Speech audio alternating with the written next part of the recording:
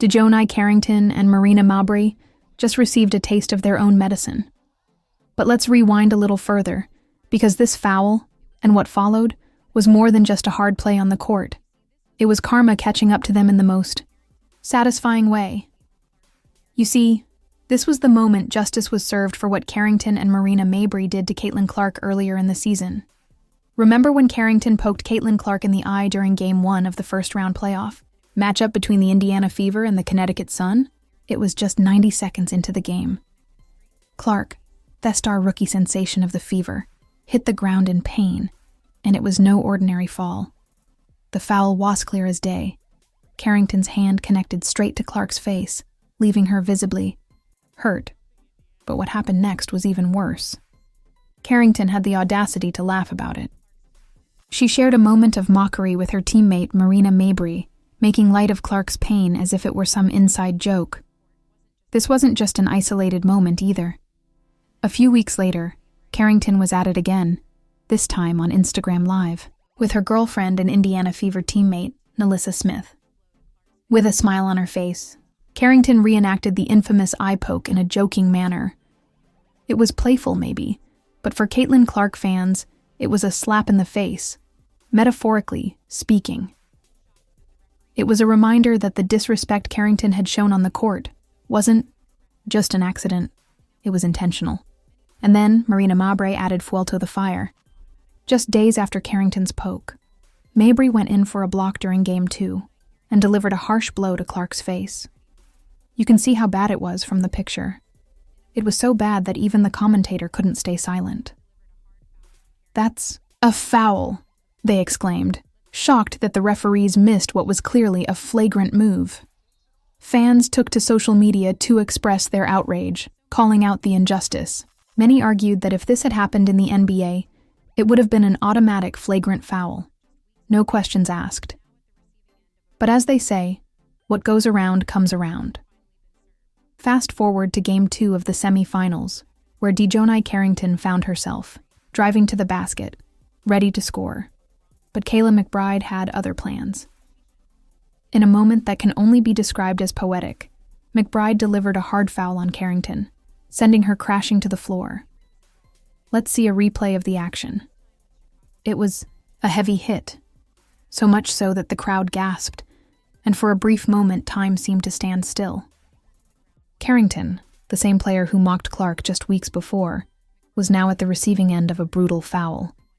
Justice, it seemed, had finally been served, but it didn't end there. Just moments after this intense clash, Marina Mabrey, Carrington's partner in crime, found herself on the wrong side of fate too.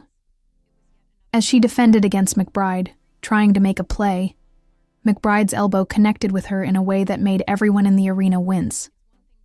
Mabrey, much like Carrington earlier, was sent sprawling, staying down for a few moments longer than usual. Fans couldn't help but feel a sense of satisfaction. Instant karma for what she had done to Clark. But karma wasn't finished with Marina Mabrey yet. In a later game, Mabrey was involved in yet another incident, this time with Chicago Sky guard Chennedy Carter. Carter, a known fierce competitor, didn't hold back and delivered a hard smack to Mabrey, sending her to the ground once again. Mabrey stayed down, visibly shaken, as Carter received a flagrant foul for her actions. But for Clark fans, it was yet another moment of redemption. Mabrey, who had gotten away with her foul on Clark earlier in the season, was now paying the price for her actions. It's one thing to see a player make a mistake, but it's another to watch them get away with it without facing the consequences. That's why these moments were so crucial. They weren't just about fouls or basketball plays. They were about justice. Caitlin Clark, who had been on the receiving end of cheap shots and dirty plays, was no longer around in the playoffs, but the echoes of her impact could still be felt. And while Carrington and Mabrey may have thought they got away with their antics, the basketball gods had other plans. Now let's talk about the Caitlin Clark effect for a moment because, well, we just can't stop talking about it. Even though her rookie season with the Indiana Fever ended in the first round of the playoffs, she made waves, big ones.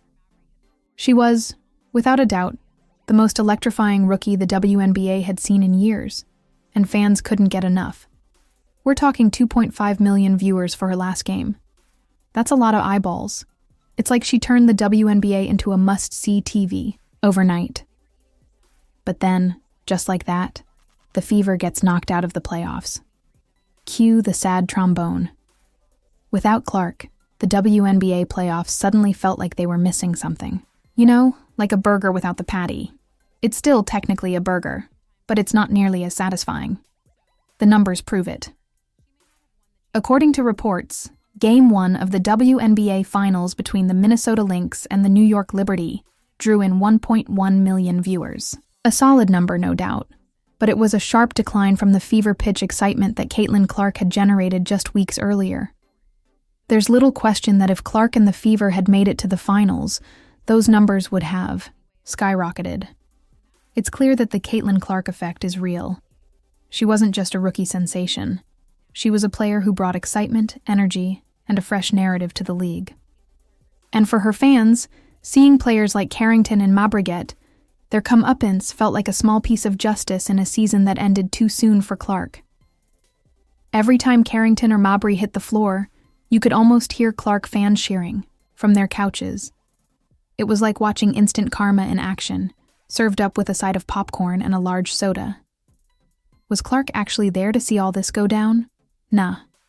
She was probably at home, chilling, maybe working on her jump shot in the driveway. Other fans? They were eating this up like it was the last slice of pizza at a party. In the end, the 2023 WNBA season wasn't just about who won or lost. It was about Caitlin Clark showing up, shaking things up, and then watching from afar as karma did its thing. It was proof that what goes around comes around, sometimes at the speed of a fast break. So, here's to Caitlin Clark. She may not have won the championship, but she won the season in her own way. She brought in the viewers, stirred up some drama, and inadvertently set the stage for some cosmic basketball justice. And to Carrington and Mabrey? Well, let's just say they learned a valuable lesson. In basketball, as in life, it's all fun, and games until you're the one picking yourself up off the court. The moral of the story? Don't mess with Caitlin Clark. Because even when she's not playing, the game has a funny way of evening the score. And that, folks, is the Caitlin Clark effect. Changing the game, one karmic slam dunk at a time. Now, the story of Clark's revenge isn't over. In the link below, check out how Caitlin Clark herself showed another WNBA bully who the boss is. Thanks for watching.